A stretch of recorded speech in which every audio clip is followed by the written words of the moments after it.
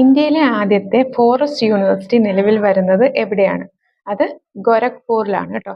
യുപിയിലെ ഗോരഖ്പൂരിലാണ് ഇന്ത്യയിലെ ആദ്യത്തെ forest university നിലവിൽ വരുന്നത്.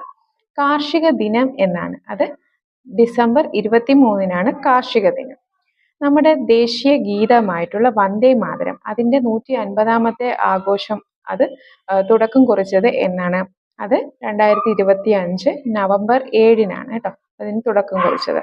നമ്മുടെ ദേശീയ ഗീതം അത് 1950 ജനുവരി 24-ന് ഭരണഘടനാ നിർമ്മാണ സഭ അത് ദേശീയ ഗീതമായിട്ട് അംഗീകരിച്ചു അല്ലെ? അംഗീകരിച്ചു.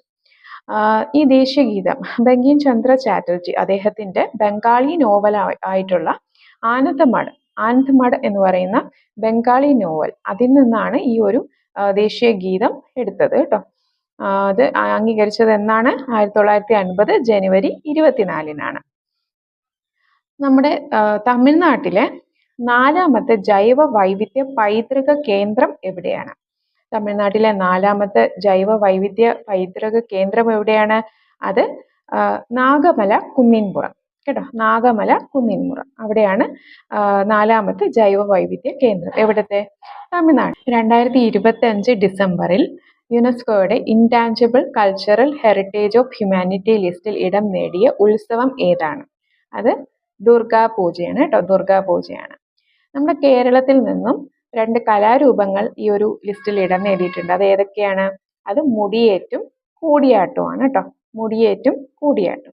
പിന്നെ 2023-ൽ ഗുജറാത്തിന്റെ നൃത്ത രൂപമായിട്ടുള്ള ഗർഭ ഇടം നേടിയിട്ടുണ്ട് കേട്ടോ. ഗർഭ എന്ന് പറയുന്ന നൃത്തരൂപം 2023-ല് ഇടം നേടിയിട്ടുണ്ട് ഈ ഒരു ലിസ്റ്റില്.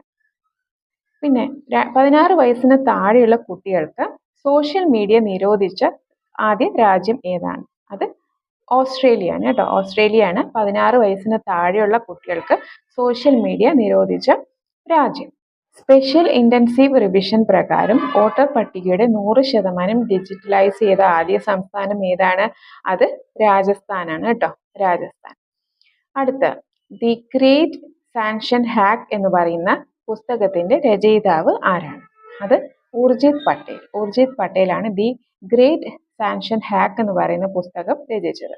അദ്ദേഹം റിസർവ് ബാങ്കിന്റെ 24ാമത്തെ ഗവർണറായിരുന്നു. രത്തൻ ടാറ്റയോടുള്ള ആദരസൂചകമായിട്ട് എയർ ഇന്ത്യ എക്സ്പ്രസിന്റെ 7378 വിമാനത്തിന് നൽകുന്ന പേരെന്ന് പറയുന്നത് VTRNT എന്നാണ്.